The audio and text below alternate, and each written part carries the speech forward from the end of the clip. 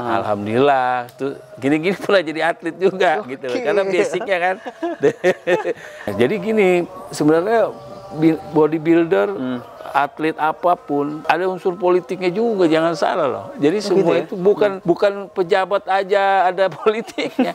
Dalam dunia peratletan itu semua ada politiknya. Saya dulu pernah begitu. Nah makanya kenapa waktu itu saya berhenti tahun 2007 karena drop dengan masalah itu gitu. Saling menjegal karena atlet-atlet yang lama itu harus diutamakan.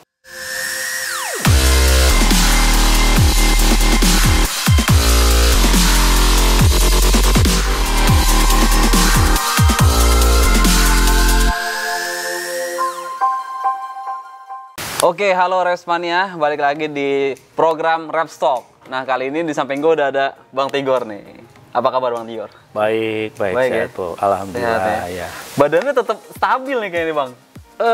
Alhamdulillah. Jadi memang sekarang lagi ya namanya juga kita hobi dalam satu perkumpulan dan pembentukan otot yang dimana dulunya saya pernah juga atlet, jadi ya pola itu udah terbiasa dengan ibaratnya bilang orang itu sekarang lifestyle kayak gitu ya. Jadi ya tetap mempertahankan juga, tetap mempertahankan ya supaya tetap lebih bagus, lebih sehat, ya kan, tetap enak dilihat kan. Betul. Seperti itu. Iya. Sebagai public figure harus menjaga ini. Nah itu dia maintainnya memang rada susah juga sih sebenarnya sih. Susahnya gimana Bang? Kadang-kadang gini, kalau kita lagi ada kegiatan sibukan syuting, jadi waktu itu loh susah untuk nge-gym itu, latihan itu kan kita tidurnya kurang. Kita syuting itu kan tersita dengan waktu, pulang bisa jam 4, bisa jam 5, sekarang agak ya paling sekitar jam 12, jam 1-an lah. Kalau dulu bisa sampai siang, nah itu jadi untuk latihan itu susah. Sedangkan kita kalau mau aktivitas itu kan latihan mesti harus tidur minimal 8 jam, 10 jam. Kalau kita tidur cuma 5 jam, 4 jam, nggak mungkin bisa dipaksa. Itu yang bisa mengakibatkan orang kena jantung. Seperti itu. Jadi alhamdulillah saya sempat 3 tahun juga nggak nge-gym. Pas syuting Islam KTP, itu nggak nge-gym. Jadi bagaimana caranya saya mau nge-gym lagi ya? Pulang siang, pagi. Nah, terus siang syuting lagi. Nah, terus kalau mau nge-gym, ya nggak bisa. Kapan nge-gym ya? Kondisi badan nggak bisa dipaksa. Itu dia masalahnya. Makan juga, aduh saya mau makan diet nanti. Percuma. Tapi ya tetap aja. Kayak saya makan nasi goreng, Bang, nasi goreng. Terus nggak usah pakai garam, nggak usah pakai minyak kering. Tapi tetap aja nasi juga, ya kan? Betul. Apalagi malam. Kalau waktu malam itu kan laparnya cepat, jam 12, jam 1. Iya, gitu. Benar. Jadi apa? Iya, jadi mesti kalau manis-manis saya enggak. Saya udah hindarin manis, udah ngindarin karbohidrat nggak terlalu banyak. Terus yang minyak-minyak juga saya tetap hindarin. Tapi tetap aja, itu kalau nggak aktivitas kan pasti larinya ke perut juga. Oke. Tuh. Nah, gue pengen penasaran nih Bang. Lu pertama kali kenal fitness tuh gimana sih Bang ceritanya Bang? Nah, itu dulu waktu tahun 98-an ya. 98 ya? 98 di mana lu 98? Zamannya di Kuningan. Nah, dulu gini. Dulu kan masih zamannya adik-adik Rai Fitness itu kan dulu masih tahun segitu kan jaya-jayanya mereka. Kita kan istilahnya masih zaman panco dulu. Belum terjun ke dunia itu. Jadi begitu kita lihat kok badannya bagus-bagus di gym di mana gitu kan. Ya udah, betul waktu itu di Kuningan di Departemen Kesehatan ada tempat gym baru buka waktu itu. Nah, saya sempat di situ ngerjain itu, ngelola bersama ada teman saya di situ juga, bapaknya kerja di situ. Ya udah. Pertama buat intern aja, kayak latihannya dirjen, sekjen, kayak menteri gitu kesehatan. Tapi lama-lama buka untuk umum karena rame kan. Nah di situ kenal sama anak-anak kayak anak-anak bodybuilder dulu waktu angkatan 98 seperti itu. Ya tahun-tahun segitu kan binaraganya masih belum kenal yang terlalu namanya yang ekstrim-ekstrim gitu-gitu ya kan. Masih standar lah. Nah itu. suplemen dulu masih ngetopnya ada lah dulu suplemen. Saya suka pakai. Ada ya? Dulu ada ya? 98 ada itu ya? Ada loh. 98 kan zamannya dulu masih ada. Yang paling ngetop itu kan suplemen. Ntar kalau gue sebutin ngalahin suplemen ini lagi. Ya pokoknya ada ya zaman itu. Ada hidrosikat, ada ya kan, ada senadrin, itu zaman-zaman dulu tuh lagi ngetop itu. Tapi kalau yang anak sekarang kan beda, nah itu. Tapi dulu memang kerjanya lebih lebih keras. Buat ngebangun badan. Buat ngebangun badan lebih keras. Terus gimana masa dia bisa saya nggak bisa, nah itu. Akhirnya lama-lama kan saya di gym situ, jadi trainer juga sempat saya jadi trainer. Terus akhirnya jadi trainer, baru latihan pagi sore kerjanya begitu. Lama jadilah. Ada kejuaraan ikut.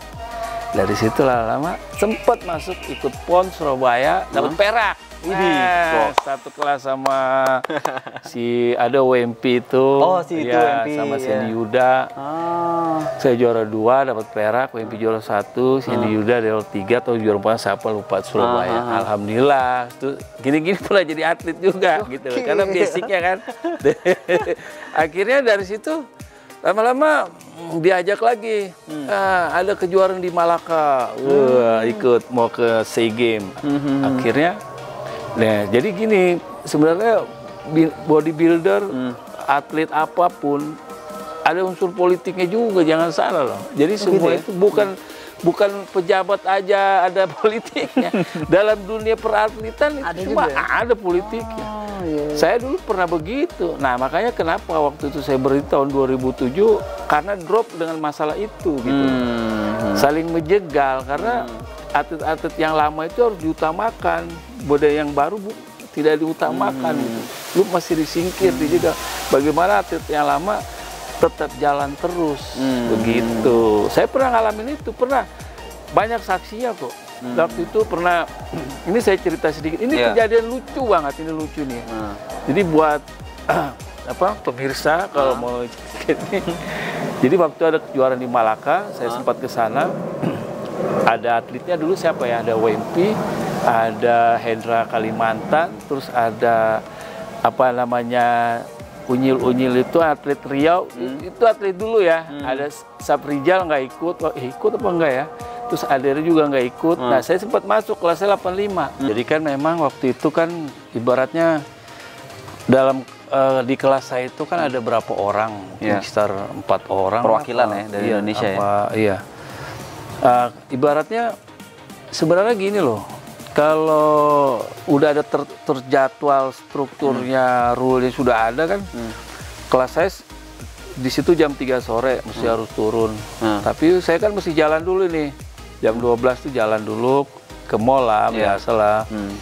Jalan-jalan terus tiba-tiba jalan pulang jam 1. Pas saya di lobi, ada teman sih, lu gimana sih, kelas lu udah selesai? Lu dari mana aja lu dicari? Wah, kaget kayak disambar petir. Nah, gue bilang gimana ceritanya ya kan? Nah, terus kelas gue kan jam 3 sore, kenapa dia maju dari jam 1? Itu dia, lu kemana? Kan ada telepon mestinya kasih tahu. Di situ gue langsung drop. Ya lu tahu sendiri kan, gue udah habis diet, keluarin duit banyak. Aduh, gue di situ gue mau lagi sudah jadi atlet binaraga, gue stop. Akhirnya gue haluan ke banting setir, ke dunia entertain. Gitu. Sampai sekarang. Jadi kalau untuk nge-gym, masih olahraga, kayak nge-gym fitness apa, ya itu hobi lah. Itu tidak bisa ditinggalin karena dulu saya kan dasar dari situ. Lu banting di dunia sinetron tuh tahun berapa sih Bang? Syuting aja di entertain tuh tahun entertain sebenarnya sih tahun 98 dan 99 tuh udah mulai. Udah mulai ya nggak terlalu booming lah, ada lah. Karena waktu itu kan saya sempat ada satu PH namanya Contoh Manajemen. Dulu saya pegang artisnya, itu kan ada Indra Brookman, ada Jonathan, Hengki Kurniawan, semua kan di situ. Kan saya istilahnya personal trainer, jadi saya ngelatih mereka. Di situ mungkin dari situ ya udah lu mau main sinetron nggak, akhirnya dari situ pelan-pelan iklan apa ya udah jalan terus. Akhirnya pas sampai meledaknya itu boomingnya yang tahun 2010 ya. 2010 suami-suami kita waktu istri. Suami-suami itu ke istri itu booming banget ya. Itu boomingnya. Itu sempat dapat hampir 1000 episode lah. Iya. Itu habis itu dari situ baru saya syuting lagi, istirahat 3 bulan, masih nge-gym juga tuh. Syuting Islam KTP itu kita dapat 700 episode gitu. Yang syutingnya serem itu, pulang pagi apa semua. Kalau dulu kan masih studio, iya. Itu gitu-gitu saya udah pernah ngalamin. Jadi memang kalau untuk syuting stripping ya udah cukup banyak gitu ya. Udah ya istilahnya udah tahu gimana nyungsep apa, syuting itu bagaimana, udah ngalamin semua suka dukanya. Nah ini kan kalau di dunia internet kan apa jamnya tuh bisa dibilang nggak ada ya Bang ya? Ya kan? Nah lu tuh gimana sih ngatur badan lu gitu biar bisa tetap stabil? Jadi gitu? gini loh, kalau syuting itu kan nunggu tapi dibayar. Ya. Syuting itu begitu, kita waktu yang lama, satu scene ntar nunggu. Iya. Kalau scene kita banyak juga tetap masih kan gantian gitu. Tergantung scene-nya, nanti scene berapa. Kalau scene kita belum masuk, walaupun scene kita banyak, tapi belum bisa scene masuk, ya udah kita mesti nunggu. Tapi ya tetap saya bilang tadi, saya makan tetap selalu. Saya nggak pernah makan nasi kotak, jujur aja dari dulu saya syuting. Iya, biasanya kan nasi kotak tuh. Saya kalau syuting di suami-suami, saya bawa rice cooker, nasi merah saya masak, terus lauknya ya saya bawa sendiri makan. Apa segitunya, Li? Iya dulu. Karena saya udah nggak terbiasa dengan makan nasi. Jujur aja saya nggak nasi kotak. Ada nasi kotak paling saya makan lauknya aja. Ini lauknya apa sih? Ayam lah. Paling ambil gitu aja. Saya terbiasa dari itu. Sampai sekarang ya saya nggak makan nasi. Ya makan nasi. Dan manisan, manis-manis juga saya enggak. Paling buah. Terus kalau minyak-minyak juga saya enggak, saya masak bikin sendiri, simple kok. Terus ya paling gitu-gitu aja. Air putih lebih banyak, saya juga nggak ngerokok, ya kan. Nah terus minum juga yang enggak, ya memang saya juga, nah pernah juga sempat kerja di klub-klub gitu kan, dunia hiburan malam, kayak gitu, clubbing. Ya itu lebih parah lagi karena nggak ketahan gitu. Nggak ketahan. Bisa nahan gitu. Jadi bisa itu mau nggak mau karena kita kan harus profesional juga. Kerja itu kan sebenarnya dunia entertain itu banyak nemenin orang, begitu ya kita ngikutin harus saja. Tapi ya positif lah. Tapi tetap juga pulang pagi. Nah kadang ada syuting juga ya sama segitu-segitu pulangnya. Ya tapi ya pintar-pintar kita lah bagaimana supaya hidup sehat itu mesti harus benar-benar kita jaga. Jangan sampai kebablasan kan. Makanya hindarilah, jangan terlalu makan yang ekstrim-ekstrim gitu-gitu. Serem jadinya. Iya. Ya itu faktor kebiasaan juga gitu, itu aja. Nah itu kan dari pola makan lu tadi gue bisa nangkep lu sampai bawa rice cooker sendiri gitu kan, sampai bawa lauk sendiri. Nah kalau nyolong latihannya itu gimana Bang? Karena kan jamnya juga nggak pasti gitu kan. Jadi ya kalau ada waktu panjang istirahat lama aja, umpamanya breaknya lama ini, ntar lu gila, umpamanya ntar kamu malamnya aja jam 8 baru take ini. Bagus, sementara nunggu dari siang ya. Gua paling nge-gym dulu, ya. Oh lu cabut dulu dari lokasi syuting. Cari dulu tempat lokasi yang deket ya. Tapi ya begitu-begitu aja susah kan. Yang penting ada gerak aja, ada gerak gitu. Tapi nggak terlalu yang berat-berat, yang penting kita jaga aja. Yang penting asal gerak, asal pumping ya. Iya, yang penting nggak ini nanti nggak terlalu kaku lah. Gitu. Bang, antara fitness dengan dunia internet itu ada korelasinya nggak sih Bang di kerjaan lu Bang? Mungkin dari segi fisik atau apa gitu? Sebenarnya sih fitness sama dunia entertain itu harus diimbangi sih sebenarnya sih. Kenapa tuh Bang? Harus sejalan. Karena kalau dunia entertain itu kan, apalagi artis sekarang nih, kayak film action gitu ya, badan mesti bagus. Ya dia, apalagi masih muda-muda ya dia mesti harus bagusin badan juga, yang nge-gym juga, supaya badannya enak dilihat kan. Latihan seperti itu, gitu.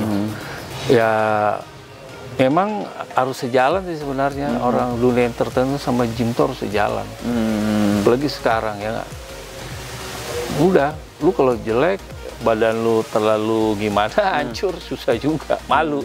Kayak saya nih, jujur aja kalau saya jalan, ya kan, Bang, sekarang kurusan Bang, kenapa sih? Lagi sakit. Nah, padahal kan gue lagi ngurangin makan, kan susah juga. Jadi kalau kita diet, terlalu gemuk, kita nurunin, ntar dibilang, Abang kurang makan ya, stres, nggak sakit. Padahal enggak, itu kan menurunin berat badan aja, cuma gitu loh. Orang-orang awam ngeliatnya seperti itu. Oke. Sekarang Mang Tigor lagi sibuk apa sih? Lagi sibuk ngapain aja nih sekarang? Masih ada syuting. Nanti mau bikin FTV. FTV ya? Sekarang syuting bikin banyak promo tapi tayangnya belum. Jadi sekarang kegiatannya masih syuting, terus mau buat layar lebar juga, nanti Pariban yang kedua. Yang film saya ada, itu udah tayang di luar sih, belum masuk ke sini. Oh, belum masuk ya? Diikutin festival aja dulu. Terus nge-DJ, masih nge-DJ. DJ itu hobi sebenarnya. Iya, karena DJ itu enak. Kita senang musik, ya kan? Jadi kita ya nyenengin orang lah. Gimana kita bisa baca crowd. Sekarang kan banyak yang lagu-lagu kayak koplo-koplo gitu kan.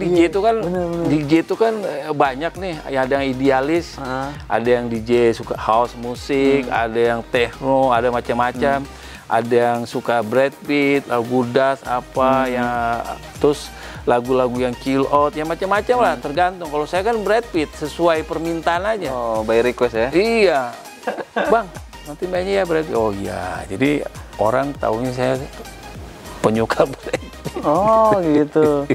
Tapi gila Bang, gue denger cerita lu tuh ternyata emang dedikasi lu di gym luar biasa banget ya Bang? Oh iya, dulu kita itu mau jadi atlet itu dulu memang kerja keras, disiplin. Bagaimana caranya supaya bisa jadi juara itu kan lu mesti motivasi lu mesti besar. Sebenarnya nge-gym itu kan motivasi yang mahal ya kan, bukan masalah duitnya. Iya benar. Kalau ada duit terus nggak ada motivasi, lu mau jadi apa? Sama aja sih ya, nggak jadi apa-apaan. Iya dong. Jadi lu mesti motivasi, lu pingin lu jadi ya sesuatu, lu harus kejar itu. Gitu. Iya sih. Jadi makanya buat anak-anak muda sekarang nih, walaupun gue udah tua, ya kan? Gue kelihatan tua ya? Enggak malah. Jadi ya. Malah gue nggak nyangka lu 51. Nah, jadi selagi masih muda, ya pergunakan kesempatan itu sebaik-baik mungkin ya. Soalnya kesempatan itu nggak datang dua kali. Apalagi yang atlet-atlet sekarang, yang anak muda-muda, ya kan, yang masih baru-baru, ya itu pergunakan sebaik-baik mungkin, ya kan. Jadi kalau udah jadi juara, ya jangan terlalu besar hati, ya. Jangan selalu angkuh, ya kan. Masih banyak yang lain bagus-bagus, ya kan. Tapi jangan di dalam aja, mesti keluar. Jadi kalau tahu dunia luar, kalau di luar itu bagaimana perkembangannya gitu loh. Jadi lu sudah ada bagus di dalam, lu ke go internasional, lu bisa bedain. Di sana lebih dahsyat gitu. Kalau di Amerika, di luar itu mereka 90% pasti pakainya yang aneh-aneh. Nah, yang aneh-aneh ya. Udah zaman sekarang itu. Kalau badan lu nggak bagus, ya bukan jadi manusia sudah. Jadi apaan Bang? 2020. Jadi mesti harus bagus. Mestinya dalam arti kata ya badan mesti bagus lah sekarang tahun 2020 ini. Gitu. Jadi yang udah di nasional ya mesti harus banyak keluar lah. Jadi tahu perkembangan dunia luar gitu. Bang, lu kan terakhir tanding tahun 2000-an, sekitar tahun 2000-an ya Bang ya? 2007 ya Bang? 2000. Terakhir gua vakum 2007. 2007 kan? Nah sekarang lu ngeliat pertandingan binaraga maupun body contest, kan banyaknya body contest kan? Itu kayak gimana Bang? Lu lihatnya sekarang? Aduh, luar biasa memang. Luar biasa. Jadi ya perkembangannya cukup dahsyat. Mungkin dari faktor suplemen tadi ya, perkembangannya dunia perfitnessan dunia suplemen yang pokoknya macam-macam deh, ada steroid lah apa macam-macam itu pasti udah mereka pasti pakai itu, nggak mungkin nggak. Lu kangen gak sih buat tanding lagi gitu, turun panggung setelah lihat euforia itu? Kalau untuk turun panggung itu kangen juga, pengen ya? Sih, tapi gimana caranya ya? Itu mesti harus fokus memang benar-benar. Lu siapkan 6 bulan, setahun lu mesti harus nge-gym kan? Lu nggak ada kegiatan apa, bener nggak? Oh iya. Nggak bisa. Rada susah sih kalau gue ngeliat dari kesibukan lo. Kalau kita lagi nge-gym nih, ya kan lagi nge-gym sebulan, ya kan, seminggu 3 kali aja. Tiba-tiba ada syuting kan lu, rusak langsung program lagi, turun lagi. Gue pernah gitu, udah semangat, udah sebulan, 2 bulan, 3 bulan, syuting turun, nggak bisa bro. Bener sih. Nggak bisa, jadi mesti harus, ya lu siapin waktu setahun gitu-gitu. Susah ya sebagai seorang figur ya. Bingung makanya, jadi ya gitu aja, udah kita jaga aja badan bagaimana supaya badan kita tetap stabil aja. Itu yang mahal kan. Makanya alhamdulillah ya itu tadi. Tetap saya masih pakai supplement, masih kayak protein. Kalau nggak ada ya makin ikan, dada ayam, ya daging gitu-gitu aja lah. Tapi intinya saya sudah tidak bisa makan nasi putih lagi lah. Udah nggak bisa ya? Udah nggak bisa. Jadi lu makan nasi merah apa-apa? Nasi merah dikit, ya paling saya makan pasta. Pasta saya bikin sendiri, terus pasta itu nggak pakai apa-apa. Ada saya punya bini juga yang masak, pakai daging, dada ayam, gitu-gitu aja lah, di mix aja lah. Pantas badannya tebel guys. Makanya daging terus. Tapi ya kalau umur kayak saya ini ya, umur gocap gini, aduh kayaknya mesti harus ekstra, ya kan, harus memang benar-benar ya lu mesti harus disiplin, kalau enggak lewat. Susah itu. Betul. Soalnya kalau makan, lu seminggu aja makan nggak bener, pasti ya bener kan? Bener. Karena metabolisme itu kan lambat ya, nggak cepat kebakarnya. Beda sama anak sekarang. Beda sama waktu umur 20 kan, lu mau makan apa juga dia kebakar lagi kan, nggak masalah gitu. Jadi lu sendiri juga ngerasain metabolisme semakin melambat ya bang? Metabolisme ya, karena kalau kita nggak dipakai dengan kardio tiap itu sih. Ya harus dipakai biar dia cepat kardionya metabolisme kebakar. Memang harus lambat umur segitu, semua memang begitu. Makanya orang grafiknya kan dari umur 20 itu latihan nge-gym sampai umur 30 udah puncak-puncak ngebut. Nanti dia pasti turun 35, 40. Udah. Jadi testosteron juga turun. Turun ya. Jadi ya itulah tadi, jadi umur tuh nggak bisa dibohongin. Jadi ya lu tahu lah, banyak baca buku, atlet-atlet Mr. O juga kan, semua banyak yang cedera karena dari awalnya dia main berat, karena udah faktor umur rusak semua. Ngomongin soal cedera, lu pernah cedera nggak sih waktu Pernah cedera nih, sampai sekarang saya pernah cedera dulu. Dulu saya main squat, jadi main squat itu kan sebenarnya gini loh. Lutut tapi gitu ya? Kan ininya kan agak miring, mau keluar barnya. Dipasang begitu. Jadi gua oleng. Kaki. Hampir patah kaki gua itu. Hampir patah. Ya akhirnya ya sampai sekarang juga. Apa yang dirasain sampai sekarang? Ya nggak bisa ditekuk. Ngilu gitu, nyeri gitu. Pokoknya nggak bisa ditekuk lah. Susah. Gitu. Ya itulah, kebanyakan dulu main berat kan. Masih muda. Kok nggak kapok sih? Ya, kalau squat sekarang alhamdulillah masih main bisa, nggak terlalu berat lah. Yang penting ya harus lah, masih bisa dicoba-coba. Kalau untuk kayak dulu masih main 300 mana bisa lu. 300 kilo squat loh. Bisa, 300 bisa mah, 300 mah dulu umur masih 25 masih bisa. Sekarang mana bisa loh. 300 boro-boro, 200 aja lu ngap-ngapa. Bener gak sih? Iya. Gue 150 masih bisa main squat. Kemarin gue pernah coba, sempat ini naik juga waktu kemarin tuh. Lumayan berat lah, 200-an lah, 250 bisa. Berat itu. Berat. Iya. Lu nggak main seminggu, 2 minggu sakit semua. Itu jadi faktor umur, nggak bisa dibohongin. Jadi jangan terlalu dipaksain. Jangan menurut kehendak ya. Jangan terlalu emosi, egois. Standar aja. Ya. Ini bang, terakhir bang, buat pesan-pesannya, karena kan gue ngeliat lu dedikasi luar biasa di gym, meskipun lu sibuk banget, lu tetap usahain lah, bisa-bisain gitu. Nah buat pesan-pesan buat anak muda biar kayak bisa ngikutin jejak lu tuh apa nih bang? Ya, jadi buat anak-anak muda yang tentunya atlet-atlet yang lagi mau berprestasi ya latihannya mesti harus pakai sparring, jangan lupa, jangan bisa latihan sendiri, nggak maksimal ya. Majunya seseorang atlet itu harus punya sparring gitu. Tapi jangan lupa juga ya, nggak ada yang natural sebenarnya, nggak ada. Ya, lu mesti harus pakai suplemen apa? Suplemen itu kan makanan nutrisi tambahan, ya kan. Suplemen itu macamnya banyak, ya nggak usah disebutin lah semuanya. Pokoknya udah tahu bagaimana caranya pengen bentuk badan bagus. Ya harus apa yang harus diolah, ya kan. Ya itu pintar-pintar aja. Dan buat atlet muda sekarang sukses semuanya. Semoga makin bagus, ya kan. Kalau perlu pergi keluar, lihat dunia luar, mungkin perkembangannya lebih bagus lagi di sana. Kalau pengen meniti karir seperti itu, mumpung masih muda. Kayak dulu saya sempat juga di Amerika 12 tahun. Iya, jual cabe. Cabe guys. Kira jualan gado-gado. Jadi begitu. Jadi buat kalau muda semua ya, ya binaraga, body contest apa semua sukses buat kalian semua ya. Oke, itu dia tadi pesan dari Bang Tigor. Makasih banyak Bang atas waktunya. Sama-sama. Oke, responnya jika kalian suka video ini silahkan like, komen, dan subscribe YouTube channel Reps ID. Dan jangan lupa juga follow Instagramnya Bang Tigor di mana? Ya, Bang Tigor 75 ya, di follow. Itu Instagram baru, yang lama juga hilang. Hilang ya. Ditelan bumi. Oke, sampai jumpa di episode Reps Talk selanjutnya. Dadah.